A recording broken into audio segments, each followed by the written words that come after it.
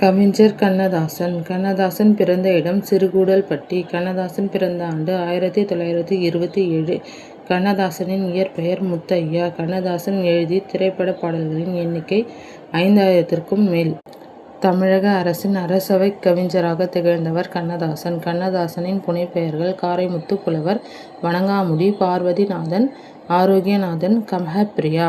கண்ணதாசன் இயற்கை எய்திய ஆண்டு 1981. இந்தியாவுக்கு விடுதலை கிடைத்தால் நாட்டை திறமையாக ஆட்சி புரியும் தகுதி இந்தியர்களுக்கு இருக்கிறதா என்பது ஐயமே என்று கூறியவர் ஹிட்லர்.